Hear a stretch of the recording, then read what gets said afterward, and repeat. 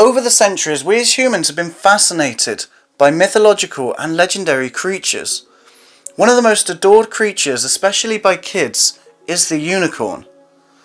But was it actually a myth? And could they once have walked with humans? What started this debate was when I found out that the Greeks never actually classified unicorns as myth, and they documented and classified the unicorn as something that they actually observed in their natural surroundings. A unicorn is basically described as a beast with a large pointed spiraling horn projecting from its forehead. It is imagined to be a super friendly horse-like creature that is usually white in colour and sometimes has magical powers. According to some myths, unicorns had healing powers in their horns. They could purify water and they could even project rainbows from their horn.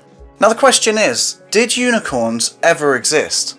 And was there ever a time when unicorns were found in the wild and could have coexisted with humans? And who knows, humans might have been able to tame them like horses and use them for travelling. I bet you've always wanted your own unicorn. Not really. Well, this one's yours.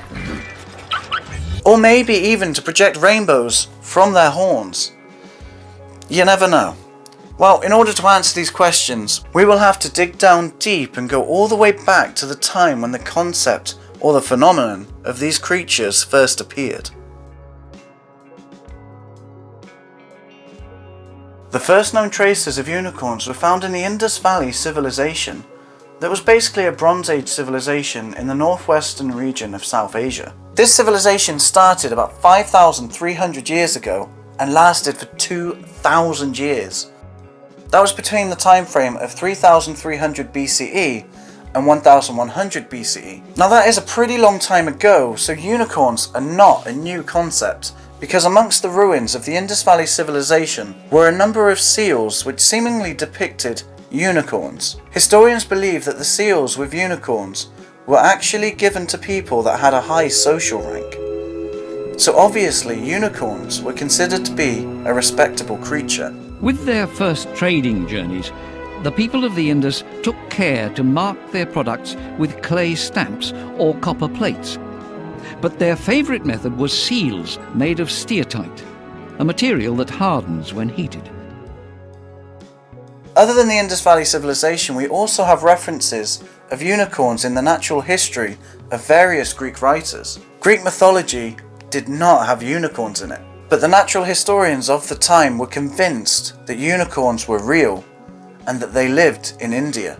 Roman author Pliny the Elder described two different animals, the oryx and the Indian ox, as one-horned beasts.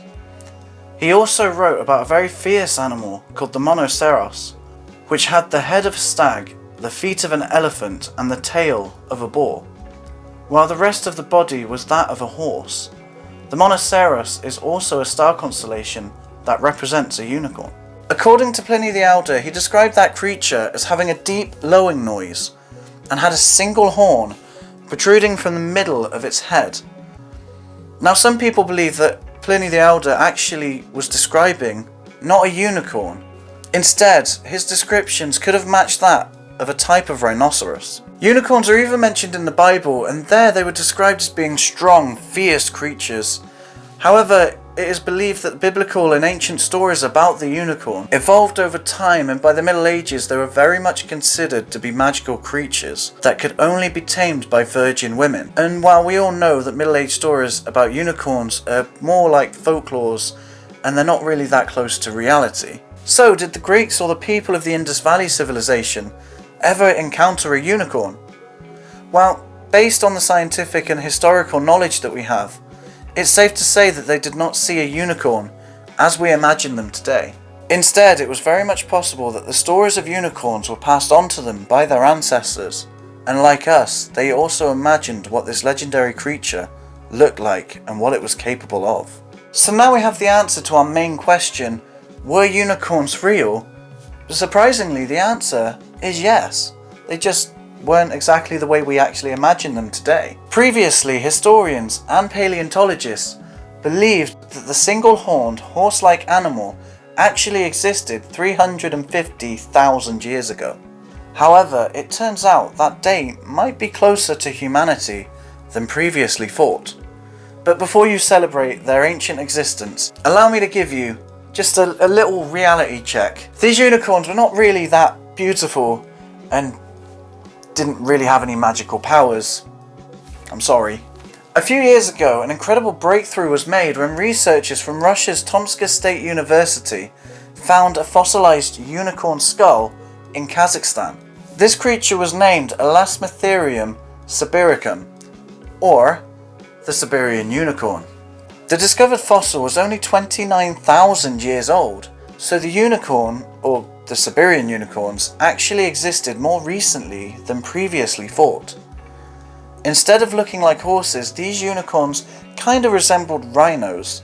They were probably 6 feet tall and weighed more than 9,000 pounds, and they had a horn that came out of the middle of their forehead. Researchers believe that these beast-like unicorns roamed the planet for hundreds of thousands of years, and they were able to survive for such a long time due to their migration patterns. So now to answer the second question, could unicorns have coexisted with humans? Well, yeah, they could have. It's possible, so kind of. It's a bit hard to say because 29,000 years ago is a long time ago, and that's before historical records. But 29,000 years ago also wasn't the extinction of the animal. That was the date of the fossil that was found.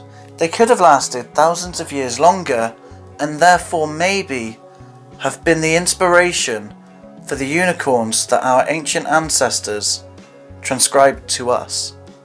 So yes, unicorns did exist, but they were not so much of the friendly kind, mythical and magical white horse unicorn that we all imagine. But maybe the Siberian unicorn could have survived long enough to be the inspiration and then become the unicorn that we all imagine. I'm John Joe, guiding you through to find the answers you thought were impossible. So if you have any questions that you would like answered, let me know in the comments below, and then you'll have to subscribe with notifications turned on so that you don't miss the answers you so desire. Have a great day, thank you for watching, and I'll see you next time with a brand new video.